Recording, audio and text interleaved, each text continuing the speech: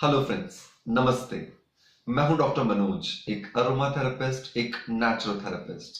दोस्तों, एक aroma therapist अपने पेशेंट्स का इलाज बहुत सारे नेचुरल असेंशियल ऑयल्स, जिन्हें अरोमा ऑयल्स होते हैं, उनसे करता है।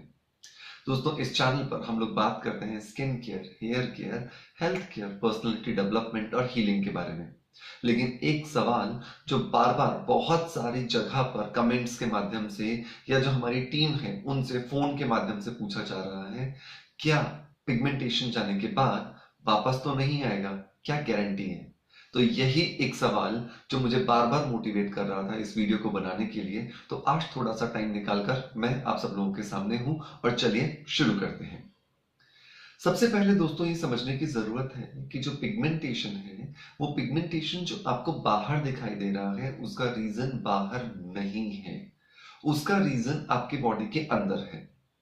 आपकी बॉडी के अंदर कई सारे रीजंस हो सकते हैं जिसकी वजह से पिगमेंटेशन आपके चेहरे पर आता है। जैसे हार्मोनल इम्बैलेंस एक बहुत बड़ा रीजन है। आपके हार्मोन्स का ऊपर नीचे होना, आपके हार्मोन्स का गड़बड़ होना, आपके हार्मोन्स को सेटल नहीं होना, या आपके पीरियड्स का आगे पीछे होना, वाइट डिस्चार्ज आना, पीरियड्स के दौरान पेन होना, टाइम से पहले पीरियड्स आना, टाइम से देर से पीरियड्स आना, मूड स्विंग्स आना। बहुत बार ऐसा होता है कि फीमेल पेशेंट्स तो हमसे बात कर लेते हैं कि ठीक है सर, पीरियड्स का ऐसा वैसा कुछ चल रहा है गड़बड़, लेकिन मेल पेशेंट्स को क्या पता। लेकिन मेल पेशेंट्स में भी हार्मोनल इम्बैलेंस होता है।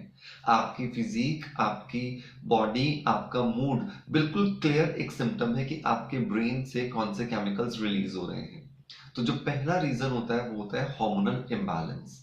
दूसरा जो रीजन होता है वो होता है आपकी डाइट।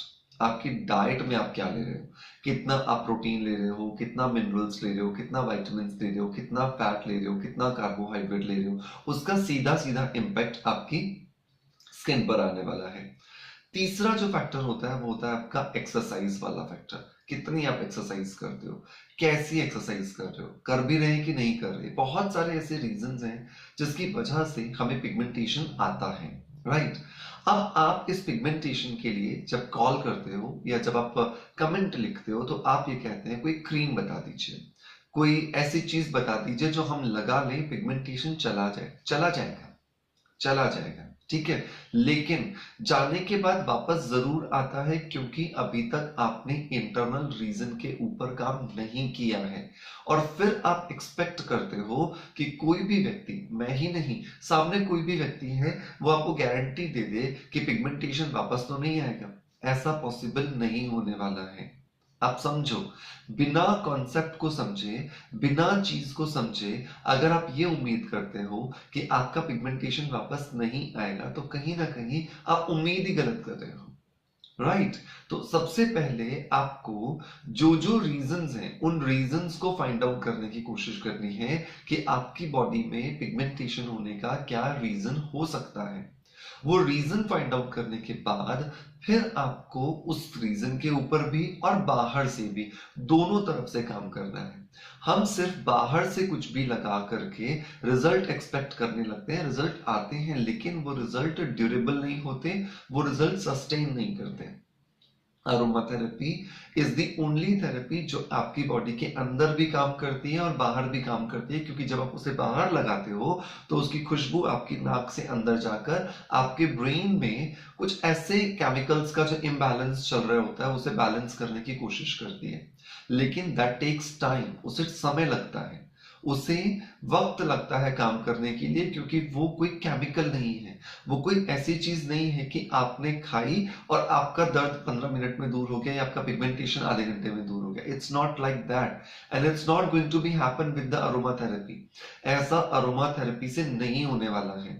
तो अगर आप में से कोई भी व्यक्ति ऐसा एक्सपेक्ट करता है, सो प्लीज अपनी प्रॉब्लम के रीजन को एनालाइज करो और उसके बाद आप कॉल करो। बहुत बार ऐसा होता है कि हम सिर्फ किसी के कहने से कुछ भी लगा लेते हैं, लेकिन रिजल्ट की उम्मीद हम कुछ और सोचते हैं, सातवें आसमान वाली सोचते हैं। So that is not going to be fulfilled, right. तो आपको पेशेंसफुली काम करना है। इसीलिए आपको तत्वम बताया जाता है, इसीलिए आपको अरोमा डिफ्यूजर बताया जाता है, ताकि आप उस अरोमा डिफ्यूजर्स को यूज करके जो आपका मेन रीजन है उस रीजन को फाइंड आउट करके उस पर काम कर सको। वरना क्या होगा, आप रीजन पर काम नहीं करोगे, आपसे बाहर सिम्टम पर काम करोगे, तो प्रॉब्लम परमानेंट सॉल्व नहीं होगी। Right, so have patience, understand your problem, problem को समझो और समझने के बाद उसका सॉल्यूशन की बात करो। Right, if you will write कि मैंने बहुत कुछ कर लिया, आप कोई क्रीम बता दो, आप कोई जेल बता दो, नहीं होने वाला है, कुछ नहीं होगा क्रीम और जेल से। राइट, क्रीम और जेल काम करेंगे एक्सटर्नली, बाहर से काम करेंगे, लेकिन इंटरनली भी आपको काम करना होगा। पूरा का पूरा मेरा एक प्लेलिस्ट है हार्मोनल इम्बैलेंस का, उसे देखो। मेरा पूरा का पूरा एक प्लेलिस्ट है डाइट पर, उसे देखो।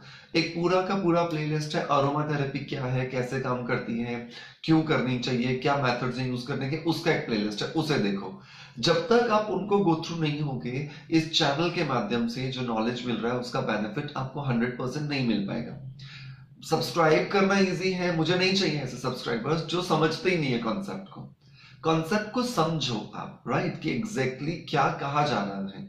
मैं आप लोगों के साथ वैसा नहीं कर सकता कि मैं आपको सिर्फ कोई क्रीम बता दूं और आप लगाओ 2 महीने में ठीक हो जाओ और फिर जब लगाना बंद करो वापस आ जाए। I can not do that. So please understand the concept. और जब आप ऑफिस में भी कॉल करते हैं, सो प्लीज आप सोचें समझें, उसके बाद आप कॉल करें। जब बच्चे आपको बोलते हैं कि ऐसा नहीं मैम ऐसा होगा, सर ऐसा नहीं ऐसा होगा, तो आप उनको समझें कि वो आपके बेनिफिट के लिए बोल रहे हैं। राइट, पैसा कमाने के लिए मेरे पास और भी बहुत सारे काम हैं। So don't worry about that कि I am just doing it for the sake of money. I am just doing for sake of money, जो 2 मेरे बच्चे उनकी सैलरी निकल जाए। राइट, लेकिन एटलीस्ट आप उस कॉन्सेप्ट को समझो कि आप जो चीज बोल रहे हो, क्या वो चीज सिर्फ बाहर से करना मुमकिन है। अंडरस्टैंड दैट थिंग, ठीक है। उम्मीद करता हूं आज की ये इन्फॉर्मेशन आपको पसंद आई होगी। अभी तक अगर आपने हमारे चैनल को सब्सक्राइब नहीं किया, सब्सक्राइब जरूर करो। सब्सक्राइब करने के साथ साथ लाइक करो अगर आपको अच्छा लग रहा है, और फेसबुक और इंस्टाग्राम पे हमें फॉलो करना ना भूलिए, डॉक्टर मनोज दास जयपुर के नाम से। सो आज के लिए सिर्फ इतना ही, अगले वीडियो में जल्दी ही मिलेंगे। शब्बा खैर, थैंक यू।